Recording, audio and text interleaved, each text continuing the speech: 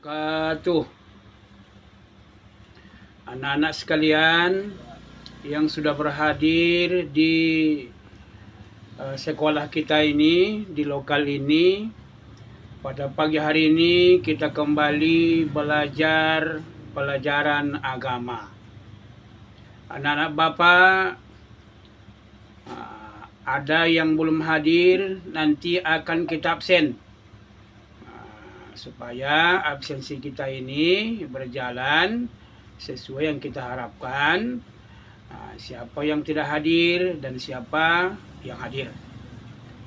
Sebelum kita mulai pelajaran kita ini, anak-anak Bapak, kita terlebih dahulu berdoa kepada Allah Subhanahu wa Ta'ala. Itu harus kita pakai berdoa. Seperti yang sebelum-sebelumnya lah. Kita berdoa dulu. Nah, anak-anak Bapak semua, mulai kita berdoa bersama-sama. Bismillahirrahmanirrahim. Rabbi zidni ilman warzuqni fahma. Walhamdulillahi Rabbil Alamin. Alhamdulillah anak-anak semua, kita sudah berdoa sebelum belajar. Kemudian kita membaca surah Al-Ikhlas dulu.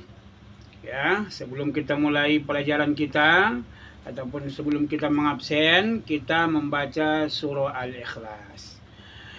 A'udzu billahi minasy syaithanir rajim. Bismillahirrahmanirrahim. Qul huwallahu ahad. Allahus samad. Lam yalid wa lam yulad. Walam yakul lahu kufuwan ahad. Kemudian kita sambung lagi surah Al-Falaq. A'udzu billahi minasy syaithanir rajim. Bismillahirrahmanirrahim. Qul a'udzu birabbil falaq min syarri ma khalaq wa min syarri ghasiqin idza waqab wa min syarrin naffasati fil 'uqad wa min syarri hasidin idza hasad. Shadaqallahul azim.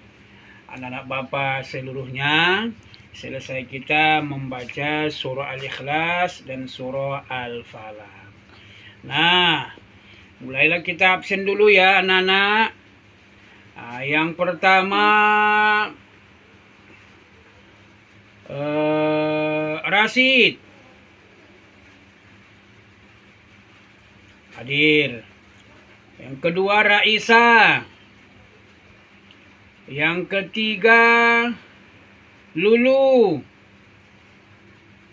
Kenapa tidak hadir, nak? Sakit? Sakit.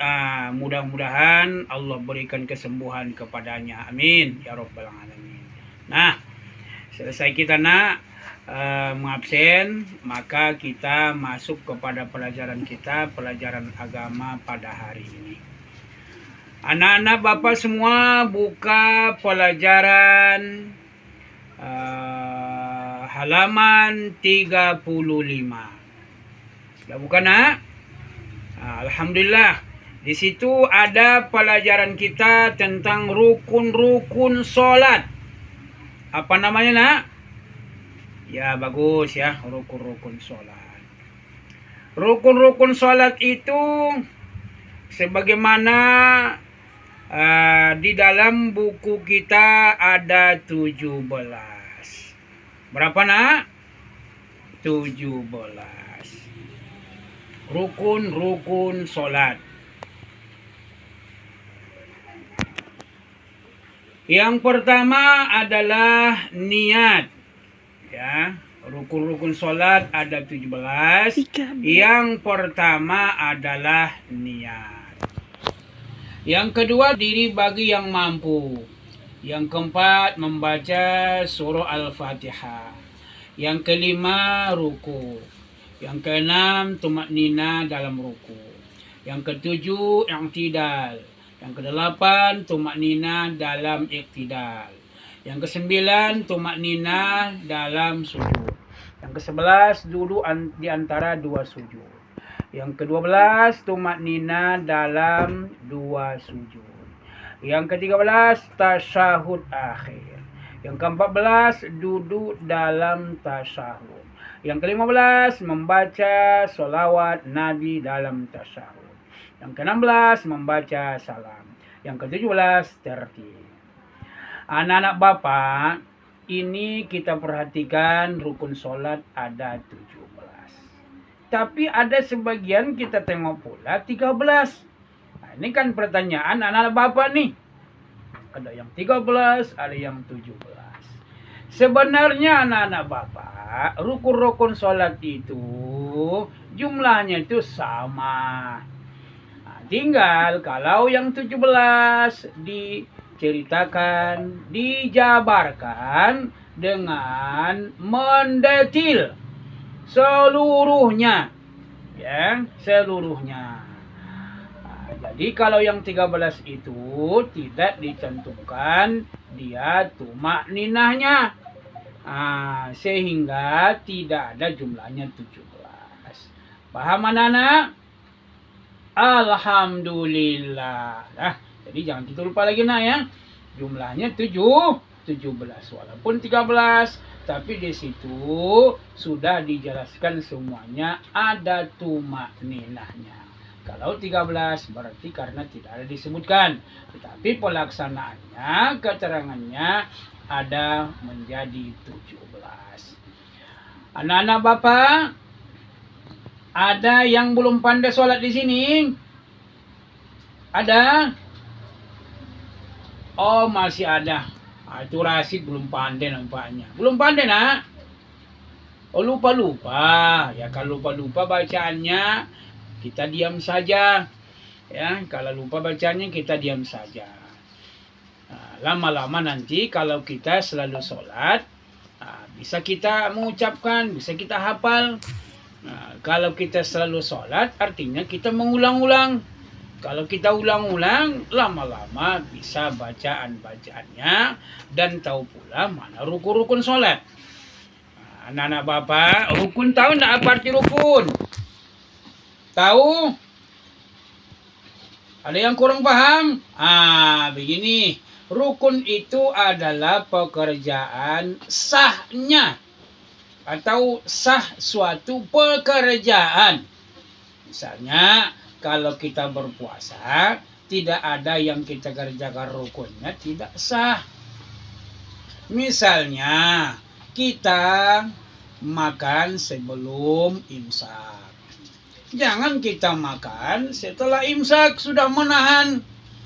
Udah sholat subuh orang kita masih makan. Itu tidak boleh dan tidak sah puasa kita. Artinya niat. Niat kita waktu makan. Maksudnya niat ya. Walaupun kita tidak makan tapi berniat boleh. Artinya maksudnya kita belum berniat. Belum berniat kita udah sholat subuh. Itu tak sah puasanya. Jadi demikian juga melaksanakan sholat ini, beribadah sholat ini, rukun-rukun ini kalau tidak kita laksanakan akan tidak sah sholat kita.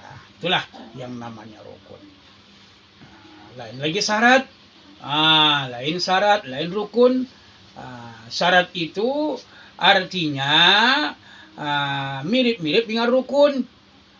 Suatu tata cara yang tidak sah pula apabila tidak dipenuhi.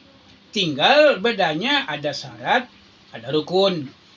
kalau tujuannya sebetulnya sama juga. Contoh, kalau syarat sholat itu Islam, kalau yang tidak Islam dia tidak sah sholatnya, ya, tidak sah sholatnya. Misalnya dia agamanya agama lain, tidak Islam, dia sholat Allahu Akbar, selesai sholat kawan tuh, ditanya agama apa Pak? Saya tidak Islam. Oh, tidak sah. Ini itulah pengertiannya nak ya. Tujuannya memang sama. Jadi perkataannya, penyebutannya saja yang berbeda. Nah, ada yang bertanya anak-anak Bapak? Ada? Anak Bapak ini bertanya nampaknya niat. Maksudnya niat ini anak-anak Bapak di dalam hati kita udah terbaca, terucapkan dalam hati kita sewaktu kita bertakbiratul ihram.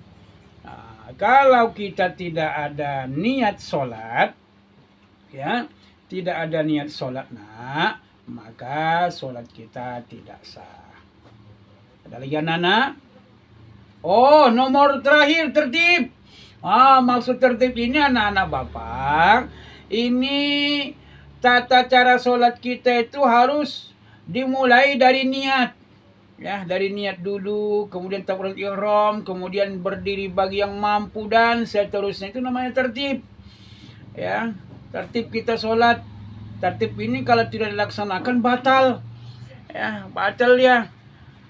Misalnya kita sholat itu pertama rukuk. Ya, entah bagaimana kawan datang ke masjid, terus ke tempat ke sejadah langsung rukuk. Ditanya kenapa rukuk? Saya sholat. Tidak sah nak.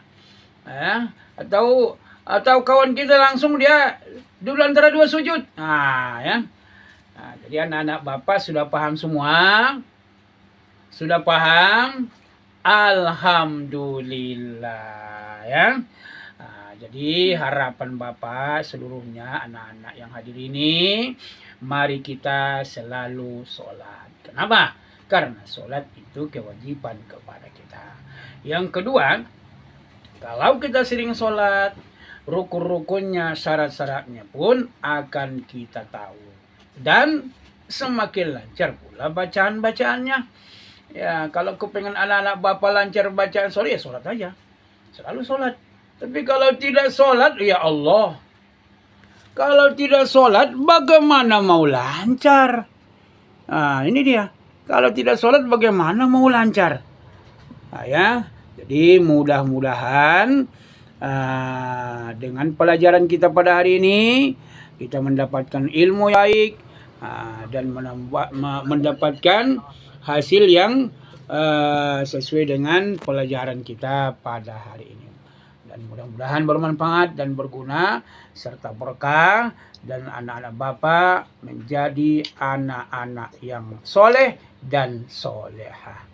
Demikian saja Bapak tutup dengan ya, bersama-sama kita nak ya, bersama-sama kita menutupnya dengan bacaan Alhamdulillah.